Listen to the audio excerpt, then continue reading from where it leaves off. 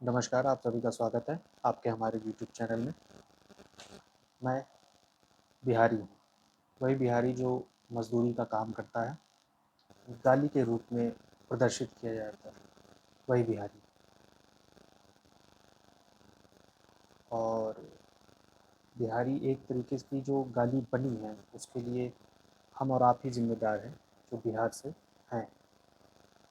और बिहारी गाली केवल उन्हीं को नहीं दी जाती जो बिहार से बिलॉन्ग करते हैं, किसी को भी कोई सड़क पे आपको हल्का सा टच करके चला जाए तो भी उसे गाली के तौर पे बिहारी कह दिया जाता है। जिसकी भाषा में वो मधुरता है या बिहारीपन की जो झलक है, वो भी कहीं अगर मिलती है तो उसको भी बिहारी कह के एक गाली के तौर पे संबोधित किया जाता है। और वर्तमान समय पे यह बात क्यों कहा जा रहा है, वो इसलिए कि तमिलनाडु में एक बीते दिनों में काफ़ी सारी घटनाएं हो रही हैं, जहाँ पे जो तमिलनाडु के मूल निवासी हैं, वह बिहारियों को, बिहारी इन द सेंस कि जो हिंदी बोलने वाले हैं, हिंदी भाषी जो क्षेत्र से आते हैं और जो वहाँ काम करने गए हैं, उनको मारा जा रहा है, पीटा जा रहा है, भगाया जा रहा है और इस तरह से उनका शोषण किया जा रहा है, जिसके कारण 3 लोगों की मौत हो चुकी है और 50 से ज़्यादा लोग उसमें घायल हैं। और केवल उन्हीं लोग को पीटा जा रहा है जो मजदूर तबके से आते हैं, जो कूड़े उठाते हैं, जो ठेले चलाते हैं, जो मजदूरी करते हैं, जहाँ कंस्ट्रक्शन होता है वहाँ के बालू गिट्टी को उठा करके अपना भरण पोषण करते हैं। उन लोगों को चुन चुन कर, पूछ पूछ कर, उनसे अपनी भाषा में बात करके, और उस भाषा में अगर आप उनको रिप्लाई नहीं कर रहे हैं तो पीटा जाता है। ऐसी ऐसी तस्वीरें आ रही हैं जो यूट्यूब चैनल पे नहीं डाल सकते। खून से लथपथ पूरा का पूरा शरीर है, लोग मर चुके हैं।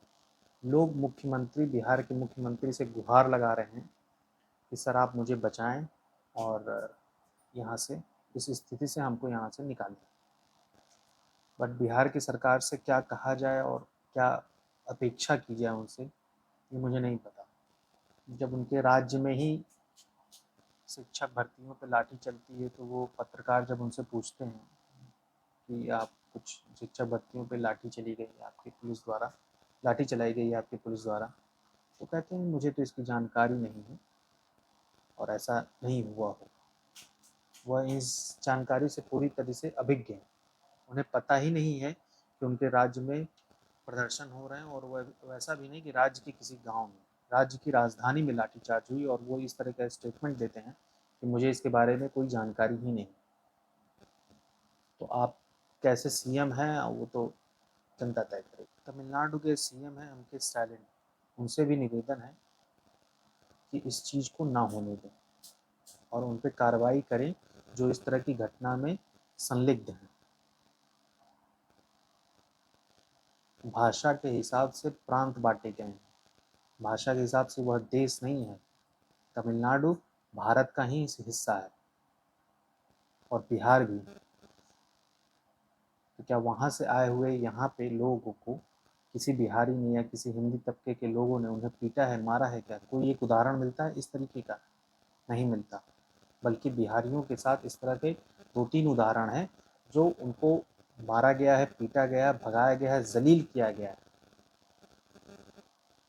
महाराष्ट्र में भी इस तरीके से हुआ। राज ठाकरे ने खुले तौर पे कहा था कि वो हमारा काम छीन लेते हैं, हमारे रोजगार छीन लेते हैं, और यही कारण तमिलनाडु में भी दिया जा रहा है।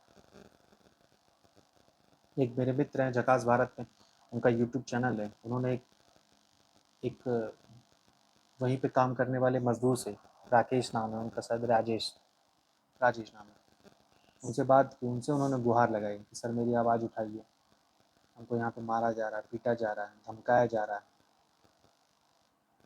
उन्होंने एक लेटर भी लिख के दिया है कि आप पढ़ सकते हैं, यहाँ पे डाल दूंगा, देख लीजिएगा। इस तरह की चीज़ें होती हैं। होने की मानसिकता क्यों आती है ये मुझे समझ में नहीं आता, बल्कि ये चीज़ सोचने वाले की विषय भी है कि इस तरीके के लोग क्यों करते हैं। बट जो मोटे तौर पे समझा जाता है या उसको राजनीति पहलू से भी देखा जाए तो उत्तर भारत से वर्तमान समय में अभी तक प्रधानमंत्री मोदी तक के प्रधानमंत्री जो बने हैं वो 15 में से 9 हैं जो उत्तर भारत के प्रधानमंत्री बने हैं। 9 लोग, बड़ी संख्या होगी।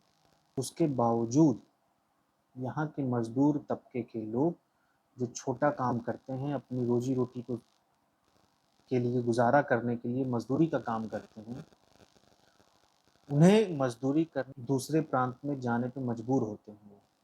उनके लिए ना तो यहाँ रोजगार है, ना शिक्षा है, ना उस तरीके की ना सुरक्षा है।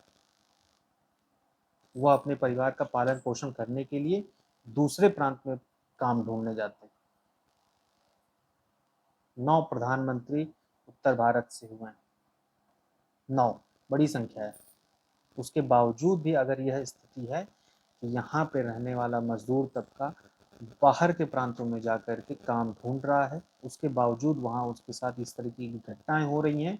और अभी तक वर्तमान स्थिति में जब मैं ये वीडियो बना रहा हूँ, इस समय तक किसी भी मेन स्ट्रीम मीडिया मतलब क्या होता है, अब तो ज़्यादातर सब सोशल मीडिया में इसकी बहुत ज़्यादा चर्चा कहीं हो नहीं रही। एक वीडियो मैं यहाँ पे डाल देता हूँ, देखिए उसमें एक ट्रेन में मजदूर आदमी उसको पूछ पूछ के मार रहा है। लात घूसा पता नहीं क्या बोल रहा है, मुझे तो उस भाषा को समझ में नहीं आता है वो बोल क्या रहा है, लेकिन अच्छा तो नहीं बोल रहा हो, ये तो तय है। कितने जलील करके मार रहा है। नेहरू से लेकर के अटल बिहारी वाजपेयी, नरेंद्र मोदी, तमाम लोग यहाँ के प्रधान इस हिंदी तबके से जो आते हैं प्रधानमंत्री बने, लेकिन आज भी बिहार को या मजदूर प्रदेश के तौर पर देखा जाता है। क्या तमिलनाडु कोई अलग देश है क्या, या वहाँ पे रहने वाले लोग ये समझ रहे हैं कि ये वो कोई अलग देश है? यहाँ पे बिहारियों का आना इतना वर्जित हो गया और कारण वही देते हैं कि यहाँ की मजदूरी का रेट कम कम पैसे में यहाँ पे काम कर लेते हैं और हमें काम नहीं मिलता। भाई वो मजदूर हैं, तो वो जो उनको लगता है उस हिसाब से वो पैसे मांगते हैं, उस हिसाब से वो चीज़ें करते हैं। आपको लगता है कि आपके प्रांत में वो घुस रहे हैं और काम आपके काम को वो अपना काम बना दे रहे हैं।